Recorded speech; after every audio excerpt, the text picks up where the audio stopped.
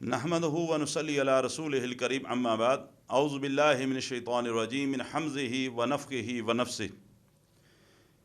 ये सवाल है कि अगर शैतान जिस्म के अंदर दाखिल भी हो जाता है और अगर वो दाखिल होने के बाद इंसान को तकलीफ़ भी पहुंचाता है और इंसान को दौरा भी पड़ता है, तो इन सारी कैफियत से बचने का क्या तरीका है?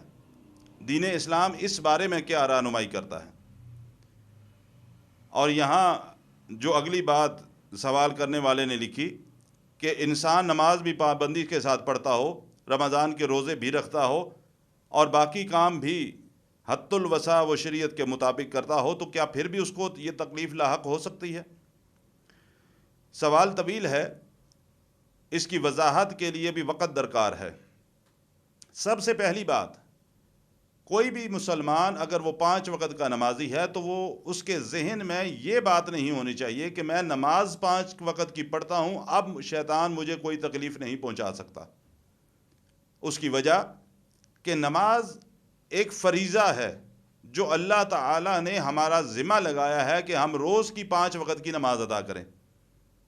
अगर हम उसके अंदर कोताही बरतते हैं, हम अल्लाह के मुजरम हैं, अल्लाह की नाराज़गी को मोल लेते हैं और उसकी सज़ा एक अलग बात है। नमाज के अंदर भी शैतान इंसान को तकलीफ़ पहुंचा सकता है।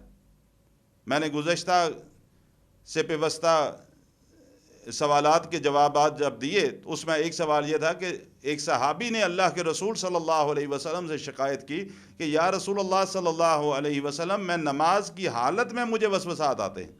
अब इसका क्या मतलब है कि जब इंसान नमाज पढ़ रहा होता है तो नमाज की हालत में भी शैतान उसको ज़र पहुंचा सकता है, उसको तकलीफ़ दे सकता है।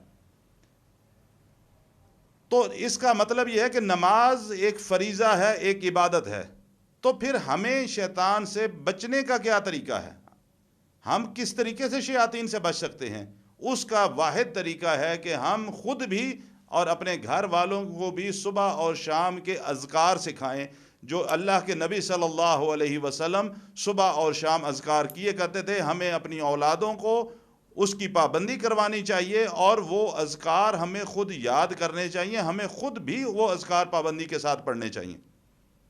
माजरत के साथ अक्सर देखने में ये बात आई है कि मसाजिद में मर्द हजरात नमाज अदा करते हैं और जो ही जमात से सलाम फिरता है और फौरी तौर पर उठ के वो चल पड़ते हैं, बातों में मशगूल हो जाते हैं।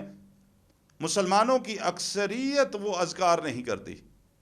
इसी तरह घरों में के अंदर ख़वातीन मौजूद होती हैं। ख़वातीन नमाज की कोताही तो एक अलग बात है, अगर नमाज 5 वक़्त की पाबंदी के साथ पढ़ती भी हैं तो फिर भी नमाज पढ़ी, फ़ौरन सलाम फेरा और उसके बाद उठकर अपने घर के कामों के अंदर मसरूफ़ हो गए। इस बात में कोई शक नहीं कि मर्द हजरात के लिए भी काम करने वाले बहुत हैं, ख़वातीन के लिए भी बहुत हैं, लेकिन अपने आप को दुश्मन से बचाने के लिए, वो दुश्मन जो असल में हमारा दुश्मन है, जो हमारी आखिरत को बर्बाद करना चाहता है, जो हमें ऐसे काम हमारे हाथों करवाना चाहता है जो अल्लाह के नाराज़गी के वाले काम हों, जो हमें अपने साथ जहन्नम का ईंधन बनाने के लिए कोशिशों के अंदर मसरूफ़ है, उससे बचने का क्या तरीका है? उसके लिए ज़रूरी है कि नमाज फ़जर अदा करने के बाद और शाम की नमाज़ पढ़ने के बाद हम इतना वक़्त ज़रूर अपने लिए निकालें कि हम बैठकर अज़कार करें। वो अज़कार जो किसी आम शख्स ने नहीं बताए, किसी आम शख्स ने नहीं सिखाए, बल्कि वो अज़कार इमामुल अंबिया जनाब मोहम्मद रसूलुल्लाह सल्लल्लाहु अलैहि वसल्लम ने बताए हैं। अगर हम उनकी पाबंदी करेंगे तो फिर हम शयातीन से महफूज रहेंगे।